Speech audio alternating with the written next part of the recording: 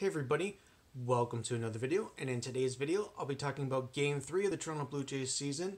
And in Game 3 we pick up our first win, 5-3 over the New York Yankees. In this game, Justin Smoak had a really good game. In the second inning he picks up an RBI single, and in the fourth he picks up an RBI double, so a good game for Justin Smoak. After 3 games so far, Justin Smoak is batting .364, couple RBIs, not bad. Not a bad start to the year for Justin Smoak. We haven't seen the long ball just yet from Justin Smoak, but if Justin Smoak has another 30+ home run season, man, he's gonna want a big time pay raise from the Toronto Blue Jays management staff, because they are paying him like dirt cheap money. And if he has another season where he hits 30+ home runs, man, the Jays are gonna have to pay up, or they're gonna have to try to let him walk, or they're gonna have to. Questions are going to be raised. Are they going to trade him this year at the trade deadline? Who knows? But we'll get onto that later, in a later date. But for the Yankees, Tyler Austin would tie the game up in the fourth with a 2-run home run. He was really the only Yankee that did anything today for the Yankees. He had a pair of home runs in this game, a 2-run shot, and he had a solo shot in the seventh to tie the game at 3-3. But before the 7th, obviously Luke Maile would pick up an RBI single. It's good to see Maile get going. You know, he's our backup catcher. I know the team likes him because of his defensive skills. And to me, he's usually like an automatic out. Well, he was last year. So it's good to see Maile pick up an RBI. So if he can just be somewhat productive, even just remotely better than last year, good on Maile. But as we move on, what a wild 8th inning for the Blue Jays today.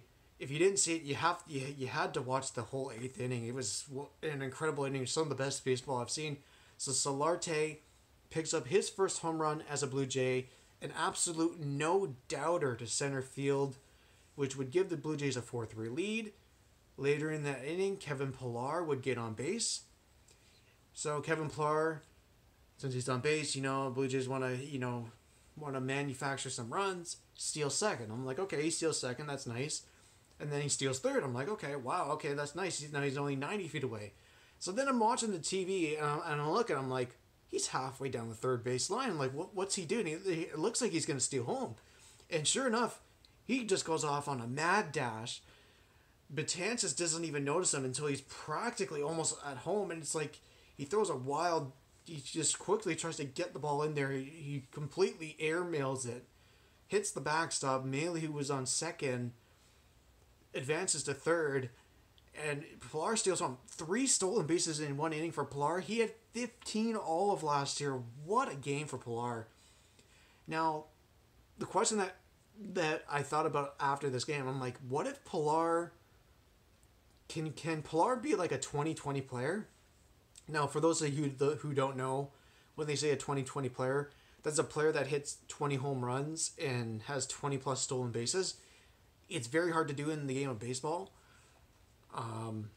Only a lot of guys that are really fast. I know Trey Turner, I believe, for the Washington Nationals came close last year, or maybe he was a 2020 player.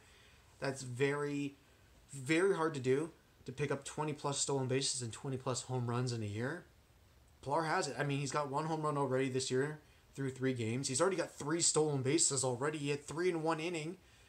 If Pillar can be this effective, because he's really our only base-stealing threat on our roster. I mean, Granderson, he's not the Granderson of like 5 years ago. If he was, and he had all that speed, we would have maybe like 2 legitimate guys that can steal some bases. But other than Pillar, we don't really have anybody that can really steal bases. I know they were saying they stat-tracked Randall Grichuk's speed when he was running in the outfield. Like, they were kind of discussing this in spring training. They say he's like a 1/10 of a second slower than Pillar. So maybe there's the potential of Randall Grichuk maybe stealing some bases this year. But other than that, I mean, to me, Pillar is really our only base-stealing threat. So that's what I liked. I want to see this out of Pillar. When he gets on base, attempt to steal. Now, obviously, probably don't steal on the very first time you get on base. unless you absolutely desperately need a run and you're already trailing in a game, maybe go for it, sure. But if this, like, say he gets on for the second time of the game, why not steal? I mean, he's obviously got the speed to do so, and you saw what happened. Like, it caused a whole bunch of problems, but Tances, it seemed like he was just distracted by Pilar on the bases. It was like, oh my goodness, like it seems like Pilar got in his head and he stole home, and he basically stole us a run and stole us the game. Obviously, Osuna comes in the ninth and shuts it down. He picks up his first save of the season. He looked very good. He looked very good in spring training too. So good job for Osuna to lock down the ninth. Blue Jays win. We will see tomorrow's matchup is Sonny Gray against Marcus Stroman. That will be a good pitching matchup, hopefully. Sonny Gray's kind of iffy. Sometimes Sonny Gray looks like a Cy Young winner when he's pitching, and sometimes he looks very average. So we'll have to see what kind of Sonny Gray we're going to be facing tomorrow. I was kind of surprised that Sabathia was their third starter. I thought Sabathia would be their 4-5 starter. But I kind of see why, because you have Severino and Tanaka, who are both right-handers. So maybe they want a lefty to kind of split up the right-handers in the rotation, because obviously Sonny Gray is a right-hander, so having a nice left-handed pitcher in the middle of three right-handed guys kind of makes sense from a managerial kind of standpoint. But I thought, even last night, in yesterday's video, I said, you know, if there's any one pitcher that we can score some runs on and maybe win a game, it would be against CC Sabathia and the Yankees. And we managed to score 2 runs off of him. And that obviously helped us to the win. So, great game for the Blue Jays. Great pitching game for the Blue Jays to hold a Yankees team to only 4 hits total combined. Not bad, I'll take it. Obviously, the home runs weren't great, but Tyler Austin had a great game. I'll give the kids some credit. And we pick up our first win of the season. And hopefully we can split the season series with the Yankees 2-2 out of our first series. That would be wonderful. I like our chances. Obviously, Stroman's our ace, but he was held back because of his shoulder inflammation that he had in the spring.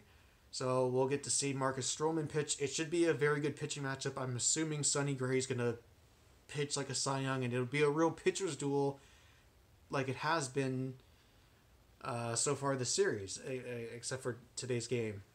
But that'll do it for today's video. I thank you all so much for watching, and I'll talk to you all later.